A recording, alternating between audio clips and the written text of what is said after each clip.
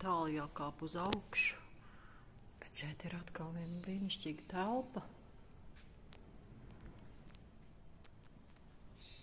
Te ir pilnīgi labirinti.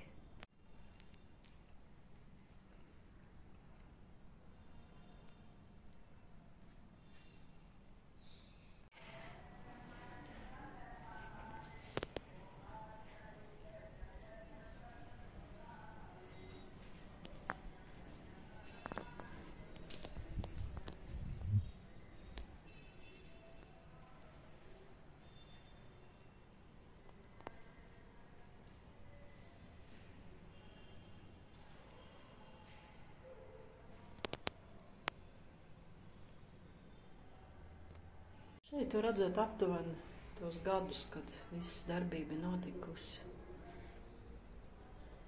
Milzīgas labirinta kāpnes atkal ved uz leju, uz izeju. Tajos laikos cilvēki ir bijuši, acīm redzot, ļoti fiziski attīstīti, jo kāpnes ir ļoti augstas. Šitais varētu būt, es nezinu, savu 20 centimetru viens pakāpiens. Mūsdienās cilvēki nevar paklumburēt pa taisnu ceļu, kur tad nu vēl pa lielām kāpnēm kā šīs. Pat man lielai sportistai, sporta meistarē bija grūti. Vēl viens izaicinājums ir šāds no akmeņiem slidīgas kāpnes. Tātad cilvēks nedrīkstēja būt vecs un slims vienkārši. Viņam bija jābūt fiziski attīstītam un stipram, lai varētu vispār šeit pārvietoties pa šādiem fortiem.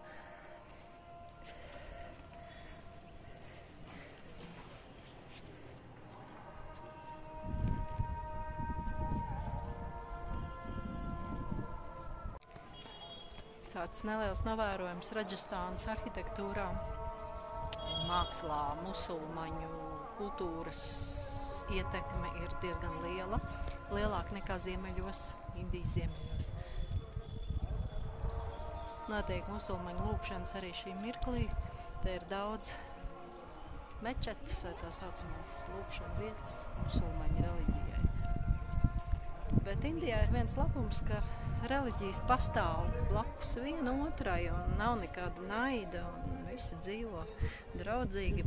Kāpjot augstu kalnā var sastapt arī mazu Hanumana templīti vai vietiņu, kur pielūgt dievību Hanumanu.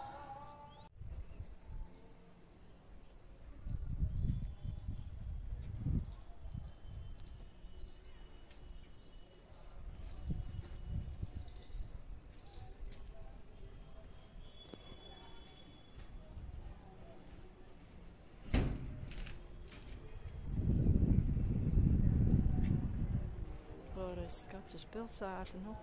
Es domāju, ka es esmu jau pašā galā, bet nē, uz augšu vēl ir ko kāpt un vēl ir debesu dārzi. Lūk, kāds skaistums atrodams ir gaisa dārzā. Bet kas tur apakšā zem šī skaistuma? Tas ir Šivas templītis, ja pielūkšanas vieta. Kas, manuprāt, ir pats svarīgākais.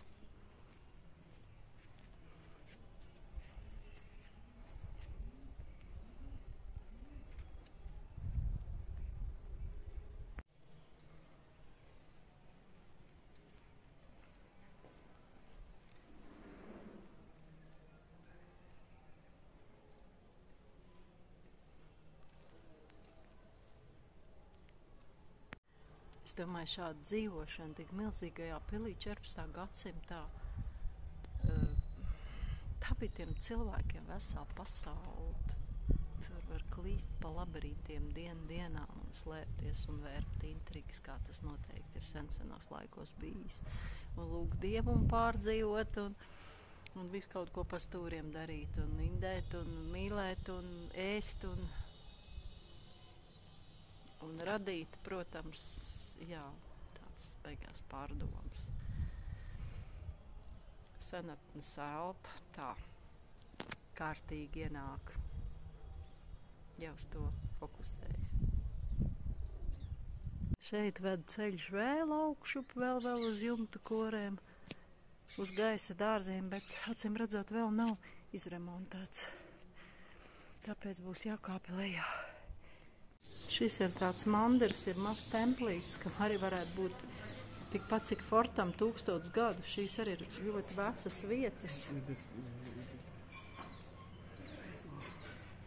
Ļoti vecs ēkas.